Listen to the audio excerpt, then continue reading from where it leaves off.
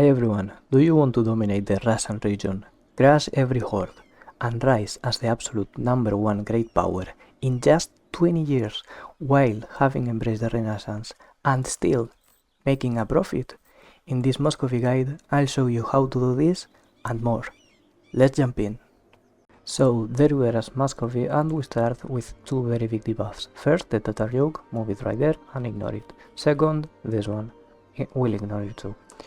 Give out this, two privileges, admin and mill mana, then sell titles, summon the diet, get the proposal of the boyars, get this, the boyar right for diet call, and click the decision. Pass 1 day, then check if you have any stab cost modifier chip advisor. We don't, so we stab up and then remove the second debuff. Then time for the setup. We're going to get clerical ministers, oversight by the patriarchs, religious diplomats, and clerical education, Cossack self-governance, recruit Cossack leaders, prime herding rights, and legalize the Cossack raids, patronage of the arts, indebted to the burghers, and free enterprise. Then for the boyars, we need supremacy over the crown, boyars officer rights, and between these two, you can pick either of them or just don't pick any. I recommend taking early serfdom. If you do, you'll get this event. This means you will get rebels spawned by January or February. Just kill them, that's all. Then you can seize land. For the advisor, pick whichever advisor is cheaper for you, because Muscovy starts very poor. For the rivals, only do Novgorod. Then click these two decisions and recruit a grand company on Alatir. You can now start doing royal marriages with all your vassals. Once you recruit the grand company, you can click on this, and of course pick this option, it's way better than the first one. Then you can start improving relations with Poland and spying on Crimea. Why is that, you may ask? Because we want to steal Crimea off of the Ottomans. Then we are going to start our war with the Great Horde. They will, most of the times, ally Uzbek. If you want, you can alt F4 until they don't ally Uzbek, but it's not that hard to beat Uzbek and Great Horde at the same time. If they do ally someone else, like Uzbek and, I don't know, Chagatai for example, you should then alt F4 and restart. So yeah, declare for the conquest of Tambov, move your armies, and then you can click on this, because the Tatar yoke can no longer proc if you are at war with the Great Horde, I mean, of course. With your free advisor, you should start improving relations with maybe Nogai or someone else in order to avoid getting coalitioned. Of course, you need to make your vassals siege. We want to save manpower. And now we are in January, and as you can see, we've got this event I told you before. We just need to move our grand company to the province. They're going to spawn, and just kill them, then keep winning the war. Once you beat the rebels, send your grand company to either Sarai or Astrakan. It's very crucial to siege only with our grand company. You need to save a lot of manpower, so save your armies to scare the Great Horde and the Uzbek troops. We want to also avoid fighting them. By the way, if you wanna cripple the Ottomans on the easiest way possible, you should also do this. Proclaim guarantee on Byzantium. Not to worry, we are going to remove it later, once we have enough money to buy the Defender of the Faith without going on bankruptcy. Sometimes this will happen. Poland will just rival you, no matter if you improve relations with them, so you can forget about allying them. There's no need to do so. I mean, the only point to ally them was to reduce our aggressive expansion in Europe, but yeah, there's no need to do so. If this happens though, this means you can now ally Bohemia or Hungary in order to beat Poland and Lithuania later. I recommend doing Bohemia. Once you finish sieging down the Great Horde, go ahead and stack wipe all their armies. Now it's time to siege down Uzbek. Use your grand company to siege them, your big army to scare them off, be sure to not die to attrition, and this second, smaller army to help the grand company. So yeah, as I said, with your big army you can fight the Uzbekian troops and just siege them with your other armies. Easy. After 2 stack wipes, as you can see, they only have 6k, not enough to fight us back. Once you finish seizing down their capital, you can make them break their alliance with Kazan, also with Chagatai or any other hordes they ally, but do not break their alliance with the Great Horde. If you do so, the Great Horde will get attacked, and we do not want this. So yeah, make them break their alliance, ask for as many money as you can. Boop. And there is our peace with Uzbek. Then we're moving to attack Novgorod. For our peace deal with the Great Horde, we have to check the Astrakan cores, pick everything that's not an Astrakani core, and Manich. You can also pick Manich and Magyar or Manich YOKE, doesn't matter. I recommend only taking Manich and max money. Now you can do this, consider development, and release Astrakan as a subject. Now we can declare another war on the Great Horde, later of course, in order to get back the Astrakani cores. Why do we free Astrakan? Very easy, because we need maps. There's no way for us to get easy maps of all of Asia unless we ask a horde for the maps or we annex one of them, and that's what we are going to do with Astrakan. Also, of course, remember breaking the TATAR yoke before sending the peace deal. Now, with all this money we got from fighting Uzbek and the Great Horde, you can claim the Defender of Faith and remove your warranty on Byzantium. Also, start fabricating claims on the Crimean provinces. Now, core everything else up, and this is something very important for you to know. You need to always be on positive stability. Why? Because Russia starts with very low manpower. If you have low manpower and less than +1 stability, you will get a civil war. So yeah, beware of that, please. Once you revoke your warranty on Byzantium, you can ally Bohemia. You should also concentrate Metropolitan and pick this one, St. Michael. In the meantime, start improving relations with Astrakan in order to get maps from them, and start spying on Novgorod because we are about to fight them. If you set the Tverian provinces as provinces of vital interest and don't attack Novgorod as your first war, they will grow a bit stronger and they will maybe start guaranteeing Tver. You likely want this to happen because as soon as you peace out Novgorod, you can then declare on Tver in order to reset the truce with Novgorod. Once you have all your armies in this position, small army down on reserve, your Grand Company on Bezhesk, and your big army on Kostroma, you can declare on Novgorod. Declare for the conquest of whatever, most probably Torzhok. Do not declare for the reconquest of Velsk. If you do, every province you get on the peace deal, it will make you lose diplo points because of unjustified demands. So don't make this mistake. Declare for the conquest of Torzhok instead. And check if you can do this. We can if we insult them. So yeah, you want to co-belligerent Odoyev if Novgorod has allied them. Now for the war. Move your Grand Company to Novgorod, move this army to Kolm, and let this one be chilling there. You need, as I said before, to save manpower, so let your vassals do the sieges. Whenever you get such an event, do this. Make a long-term investment. It will give you less money than this option, but it will give you diplo power, and as you can see, we don't get much diplo power, and diplo power is way more important than money, even as Russia. With your big army, fight the Novgorodian armies in order to get them off the game and move back to Kostroma. Remember fabricating claims on Crimea. Ideally, we want to have a claim on every province they own before fighting them. Once you finish sitting down Novgorod, move your Grand Company to Luki and this army to Novgorod. If you get rebels, which is most likely, you can just send your big army to fight them and then move it back to up there, Kostroma. Tank the unjustified demands and separate Pisodoyev, then make this upper. Remember stating every province you get, but do not make it a full state, only a half state, like click on this, but not on this. Easy. Once you beat Novgorod, this is the exact peace deal you need to do. Now you can again start concentrating development and start coring everything, of course.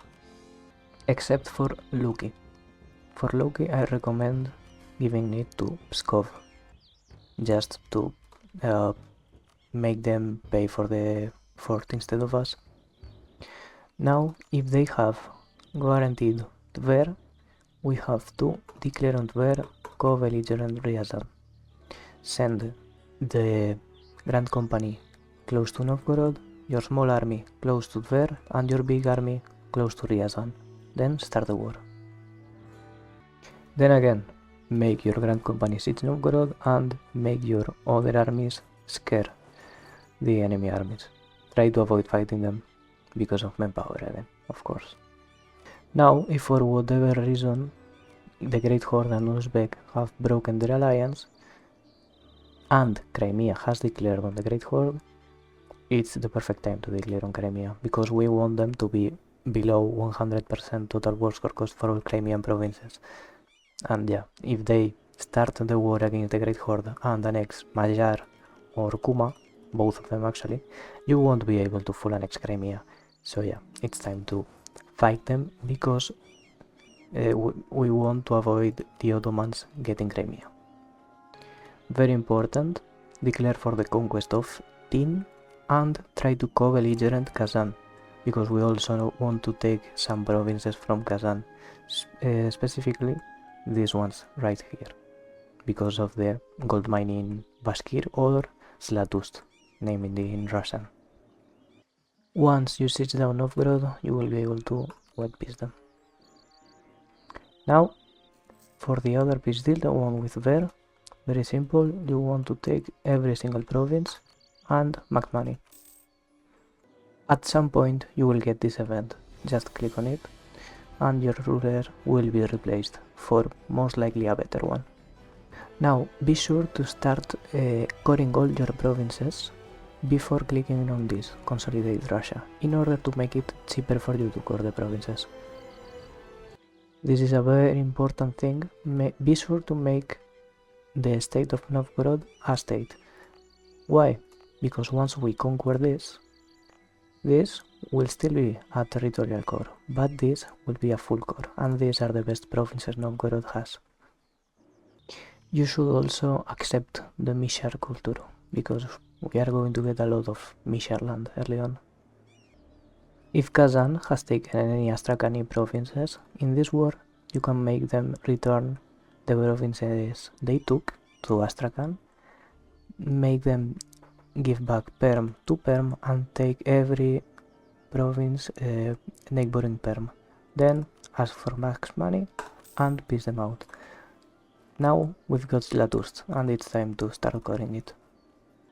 You will also get this subjugate Kazan. This is a very important thing you guys have to know.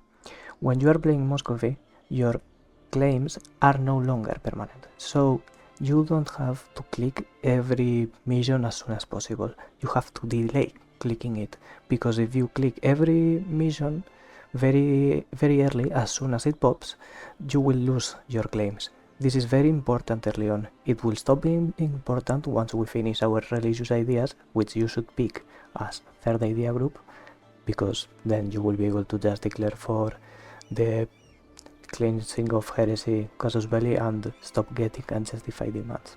But until then we have to keep delaying our missions, okay? Then you will get this event. You can choose to get your old ruler back. I don't recommend doing it.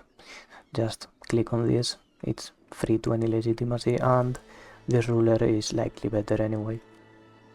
Now peace out Crimea, take every province they own. Again, remember doing concentrate development. Do it first on Zaporizhzhia and then on Azov. Then for the rivals, rival back Denmark and rival Poland, because they have rivaled us anyway. We are not going to ally them. Now, if Gazi-Kumuk has attacked the Great Horde, you can attack Gazi-Kumuk to reconquest the Astrakani cores. and this is what we're going to do. If not, you can just declare a no guy. Again, remember saving your manpower. Move your small army there and your big army there. Why? Because you will get rebels looking for the independence of Novgorod and the Great Horde. Just use your Grand Company to fight, and again, they're your vassal seats for you.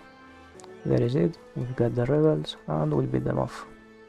Once these provinces are cored, make sure to state and full core Zlatust. You will now bump the dev up a bit, just like this, up to 10. Well, up to 11 actually, because we want to have 20 development on Bashkir culture and we will promote it. As soon as you can, peace out Gazikumuk, get all the Astrakani corps back and move your army because it's time to fight Novgorod for the last time. For our tier 1 GOP reform, we are going to pick this, separate the warrior from court. Now, before starting to fight Novgorod, you want to be at 20% crown land, so wait until you are at 50% legality with every state, seize land, then lower the autonomy and then declare Novgorod. Once you have lowered autonomy, enforce religious unity in Bashkiria and start converting Zlatust. Then declare on Novgorod for the conquest of whatever. Again, move your Grand Company to Novgorod and move this army to scare the Novgorodian ones. Once you have sieged down everything, then it's time to fully annex Novgorod. Ask for some money too. And now again, be sure to not click on this yet. First, we want to finish off with our claims we have there on Kazan and Nogai. Until then, we can just AFK a bit and stabilize our country. Also, you might be able to ally Hungary, even if you have already allied Bohemia. This will make us be able to declare on Lithuania and call both of them for one of the easiest war against Poland you can possibly ever do. Maybe once you annex Crimea, you will see Teodoro has become your tributary. Just cancel this, because we want to eventually declare on Teodoro in order to be able to attack Byzantium. Once you have enough diplo points, remember promoting Bashkir culture, so we can convert Zlatust way easier. Now be sure to send warnings to Kazan, Nogai and Uzbek so they don't start fighting each other. Now, once Moscow has around 40% renaissance, you can and should be able to encourage development, expand infrastructure twice and start bumping up dev. Do it mainly with Diplo and Mill, and as soon as you finish developing the renaissance, you can juggle your loans, like take 2 of those, pay your state loans, get another set of state loans, pay those 2, and then embrace the renaissance. Once you've done this, you will most likely be able to start destroying castles. So destroy the one in Mozhailsk, the one in Novgorod, the one in Nizhny Novgorod, and the one in Ryazan. If you want, you can delete the one in Crimea too. As soon as Zlatust is orthodox, now we should encourage development and start improving its development. Why? Well, of course, because we need money. If you go over governing capacity, start unstating things. Mainly the Pomorie, Laponia, North Karelia, South Karelia, and Arkhangelsk, on top of course, these Mishar provinces. Ideally, we don't want to unstate the Novgorod state. Once we have finished killing the Great Horde, who was only one province left, we can now declare on Nogai, because we have already stabilized our country. So let's go ahead, declare for the conquest of whatever, maybe Buzuluk. And our main goal in this war will not be to annex everything off of them.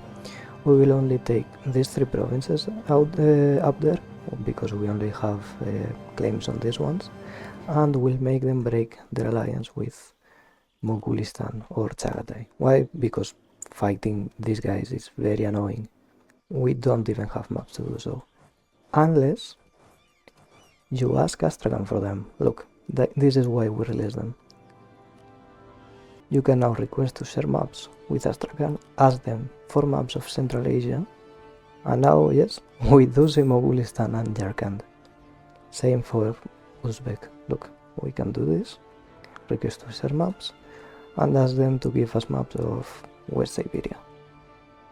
There it is. Now we can even see Oirats. Once you have occupied every Nogai province and stack wiped their army, you can now just take everything you want, these 3 provinces right there, and make them break the alliance with Mogulistan. And with this, we've now finished our objectives for this guide, and all of that was done in less than 20 years. What should we do next? Well, that's up to you. You can always click on subjugate Kazan and keep expanding on this area and these 3 areas right there, or you can click on invade Novgorod and start expanding in Eastern Europe by attacking the Livonian Order, who are now allyless, which is a very good opportunity, or you could even strike Lithuania with the help of Hungary and Bohemia. Now again, this is up to you. Once 20 years have passed, the game has started the sandbox mode, so you can do whatever you want. Thank you guys for watching, and see you on the next one. Bye bye.